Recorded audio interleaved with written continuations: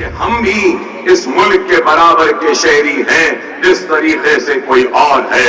میری مراد یہ ہے کہ یہ ملک کا شہری نریندر مودی جتنا ہے، ادھو ٹھاکرے جتنا ہے، راہل گاندھی جتنا ہے، اتنا ہی یہ ملک کا شہری اکبر الدین اویسی بھی ہے۔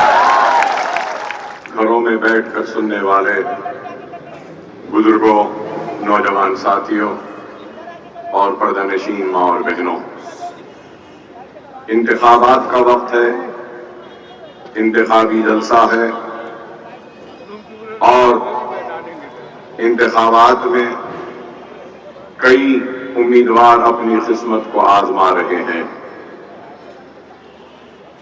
اور کئی سیاسی جماعتیں اپنے انتخابی منشور، مطلب اپنے مینیفیسٹوز کے ذریعے عوام سے بے شمار وعدے کر رہے ہیں۔ کئی لوگ تو آسمان سے تارے بھی توڑ کر لانے کی بات کر رہے ہیں، تو کئی لوگ کئی گارنٹیوں کے ساتھ انتخابی میدان میں آئے ہیں۔ لیکن میں کوئی وعدہ، کوئی مینیفیسٹو، کوئی آسمان سے تارے توڑ کر آپ کے دامن میں ڈالنے کی بات کرنے کے لیے نہیں آیا ہوں۔ میں آپ کے درمیان میں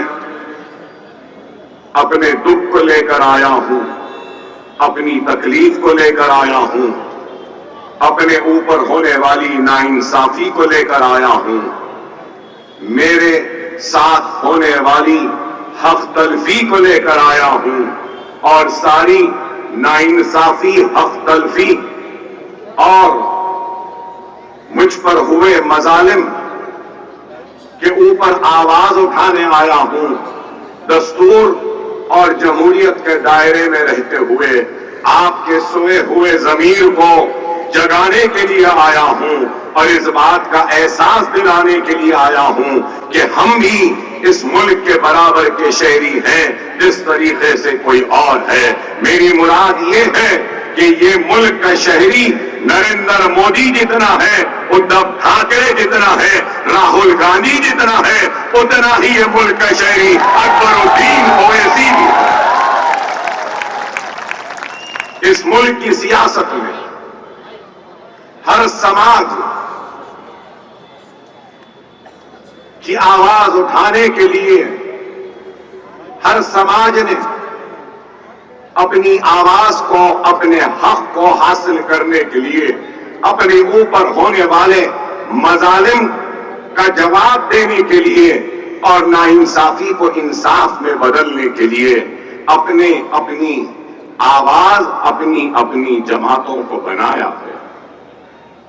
کیا کوئی اس بات سے انکار کرے گا کہ ہندوستان میں بے شمار جماعتیں، بہوجن سماج کی بھی جماعت ہے تو بہوجن سماج پارٹی ہے، یادوں کی جماعت ہے تو سماجوادی ہے، یا پھر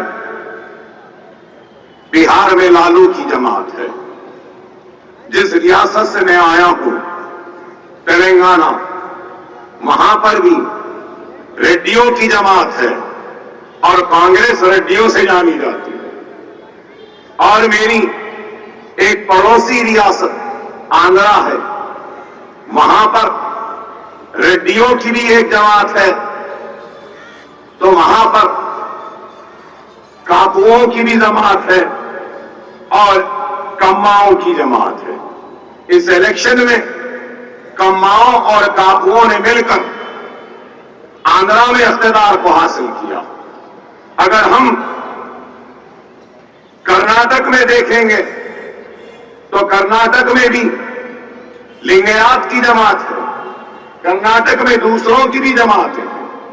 اگر ہم مہاراشٹرا میں دیکھتے ہیں تو قابل مبارکباد ہے جھرنگے پاٹل، جو مراٹھا سماج کے حق کی لڑائی لڑ رہا ہے۔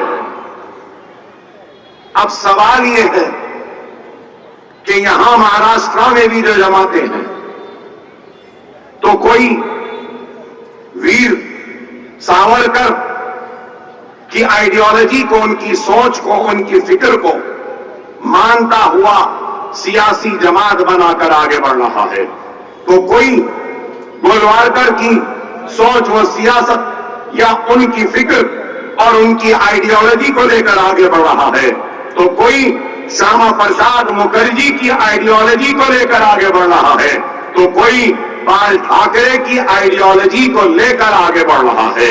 تو سوال یہ ہے، اس سیاسی شور و غل میں تمہاری آواز کہاں ہے؟ آپ کی آواز کہاں ہے؟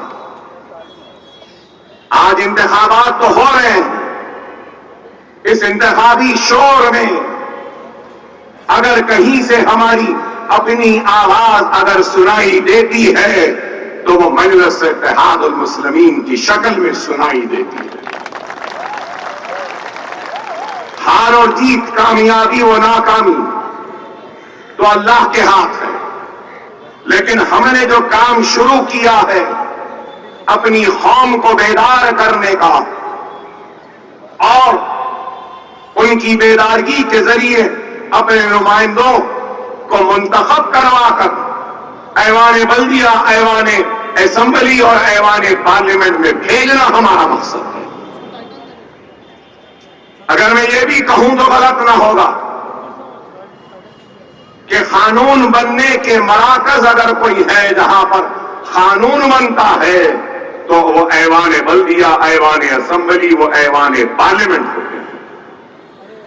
اور اگر اس میں ہماری آواز نہیں، ہماری نمائندگی نہیں، تو پھر کیسے ہم اس بنتے ہوئے قانون کی تائید کریں گے یا مخالفت کریں گے؟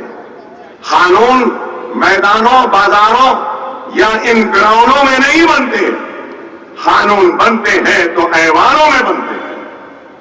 اور وہ آواز جو ایوان میں گونجتی ہے وہ سارے ملک ہی نہیں بلکہ ساری دنیا اس کو سنتی ہے، اور جو آوازیں ایسے میدانوں میں گونجتی ہیں وہ چند قدم، چند کلومیٹر کے فاصلے تک جاتی ہے اور اپنے دم کو توڑ دیتی ہے۔ لیکن میں اس میدان سے اپنی بیدارگی کی مہم کا آغاز کرتے ہوئے آپ کے زندہ شعور اور آپ کے زندہ جذبے کی کامیابی کو ایوانوں میں پہنچانے کی ایک کوشش کر رہا ہوں۔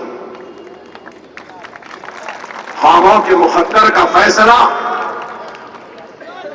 انفرادیت یا انفرادی کام سے نہیں ہوتے۔ اگر ہم کو اپنی قوم کے مقدر کو بدلنا ہے، سجانا ہے، سنوارنا ہے، تو یاد رکھو میرے پیارے بھائیوں، ہم کو سب کو مل کر کام کرنا